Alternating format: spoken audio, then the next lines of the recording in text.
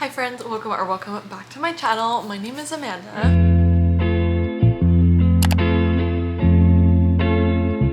Prepare to be sick of me wearing this Gilmore Girls t-shirt that I just got because it's probably going to make an appearance in every single fall video I do this year because I'm obsessed with it. I just love it so much. I'm hoping that my ambiance is not distracting but more like, you know, vibes, because I'm not redoing this video and I'm keeping them on. Anyways, as you can tell by the title of today's video, we are doing a fall TBR. This is most definitely my favorite time of year to read and I'm so excited. I feel like I do have a little bit less time these days now that I'm in school and I'm working, but I'm still just like very stoked for the fall season ahead of us. So I wanted to show you guys the books that I have on my radar for this fall. I was gonna do a fall recommendation slash TBR video, but to be honest, I don't think you're gonna get many different recommendations from me than you will from someone else, because I feel like the same fall-y type books are circulating around. So yeah, I just didn't want to like talk your ear off about the same books that you've probably already heard of. But I have made a list of my fall books. I have some of them physically, some of them I do not have physically. But yeah, let's just go ahead and get straight into it. So number one on my radar, and the book that I'm probably going to start reading literally right after this, is People Watching by Hannah Bonam Young. This is her newest release. It came out a couple days ago, I think, by the time I'm filming this. And I just love Hannah Bonam Young's writing. The cover is obviously giving everything it needs to give. This might be one of my new favorite covers ever. The more I look up close to it, I don't love the way that their faces are, but like from far away, it is the perfect aesthetic. And then I got this book when I was picking up People Watching the other day because it was buy one get one half off. And I've been seeing this book and it's called Well Actually by Maisie Eddings. I've been seeing this book everywhere. It also just immediately reminded me of When Harry Met Sally, which is probably my favorite fall movie. So I'm excited for this.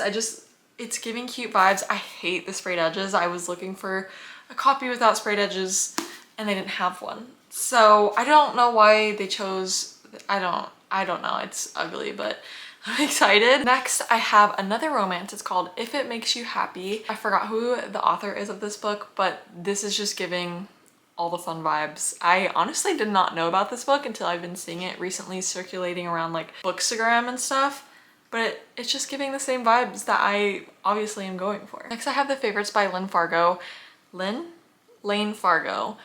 And I have the book, but my dog ate the dust cover. So I'm just gonna pop it up over here for you guys.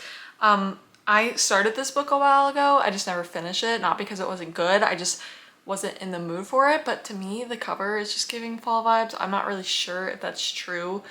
I don't know much about this book aside from the fact that these two main characters are figure skaters, I think, and they're like a duo. So yeah. And then I have another anticipated release. It's not out yet, but it's Soul Searching by Lila Sage. I have just started the Rebel Blue Ranch series. I'm 2 books in and I had to stop myself before I went and finished the other 2 because I have literally been eating them up. So I had to stop because I was like, I'm gonna get really tired of cowboy romances if I don't put a pause on this. But this is her newest release. It's not a cowboy romance. It's actually like a paranormal romance, I think. And I'm just so excited. I love her writing. It is so fast-paced.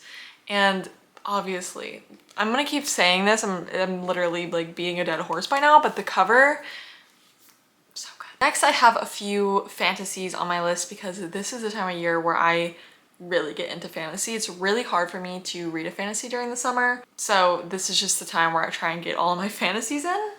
Starting with Catabasis by R.F. Kuang. I did start this book, but I just couldn't finish it. But I am gonna pick it back up. It is very heavy in the sense that I don't know what she's talking about. Like, she is using some big words and terminology in here. So I do think I will have to take my time with this book, and that's why I put it down initially. But yeah, also, time to flex. I got a signed copy. This is just such a beautiful book. I know I'm a hater of sprayed edges, but this is literally done so right.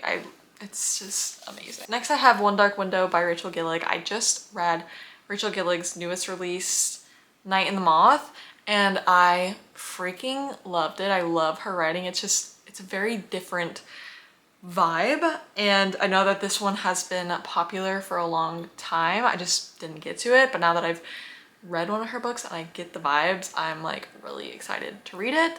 And these are on Kindle Unlimited, so I'm gonna be eating them up. Next, I have two V.E. Schwab books. First, I want to read The Invisible Life of Addie LaRue, and then I also want to read Bury Our Bones in the Midnight Soil. I've been seeing the latter a lot recently. It just came out not too long ago. I'm pretty sure it's like a lesbian vampire book, which I'm excited for. I did try and read The Invisible Life of Addie LaRue. Oh my god.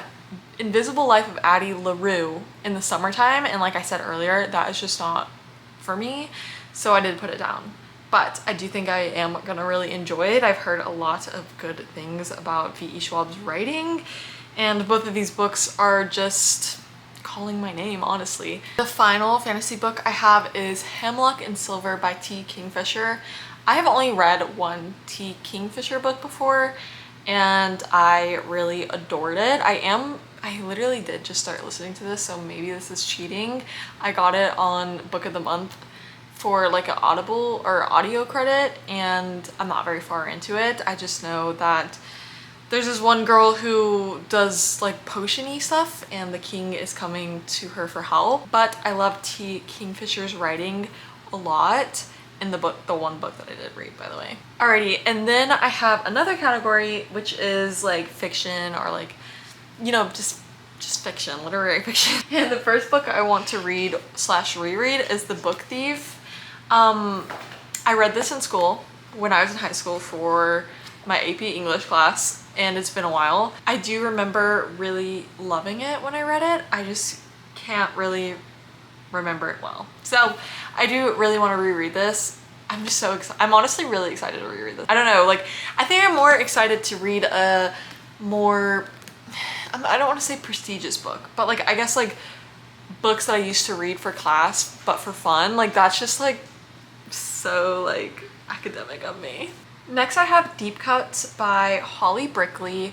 I don't know much about this book besides the fact that it's very like music forward, which I love music a lot, and so I feel like I'm really gonna love this book. I'm pretty sure it's set in the fall at Berkeley, and I'm just really excited for this book. I feel like I keep hearing very mixed opinions about this book, but I do think that it's really calling my name because I love reading, I love fall, I love music.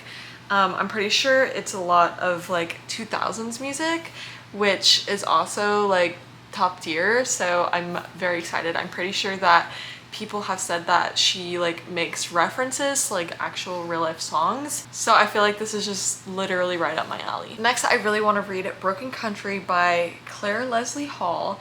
I've been seeing this everywhere. Bestie Sarah read it recently and she really loved it.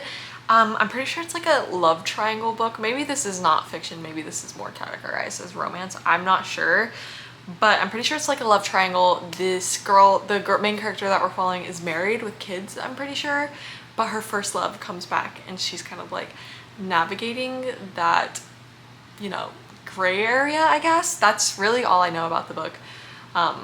I kind of want to go into it a little bit more blind, but this does seem very emotional, and it's just giving fall vibes. I like to be sad in the fall. Sue me. And then last but not least, this book has been on pretty much every single TBR I've made, and I still haven't gotten around to it, but I do really think that this fall I'll be able to get to it, and that is The Nightingale by Kristen Hanna. This is, you've seen this everywhere. It is a historical fiction, and I know that it's very emotional and sad. And like I said, I literally always say I'm gonna read this, and then I never do. It's a thick boy. She's thick, but you know, being cozy and emotional in the fall is like everything I'm about. So I do think that I'll be able to finally get around to this one. We shall see. I kind of want to make a reading vlog where I read like Book Talk's saddest books. If you're interested in that, let me know down below, because I think that would be fun. I don't really like to cry on camera, but I mean, hey, it takes a lot for a book to make me cry. I think that's also why the video could be pretty interesting. So, or if you have like any recommendations for the saddest books, also drop them down there, because I think I'm gonna do that. Anyways, that is my fall TBR. I am very, very interested to know what is on y'all's TBR. Maybe I can just add to the ever-growing fall TBR that I have. I'm not even gonna lie, I definitely have more books that I talked about here today. I just did not want to yap your year off. Yeah, I mean, for sure, yeah. I did not want to yap your ear off, so let me know down below, or if you have any recommendations for me or if for anyone else, also leave them down there. I really hope that you enjoyed today's video. If you did, leave a like, maybe subscribe, and I'll see you guys in the next one. Bye!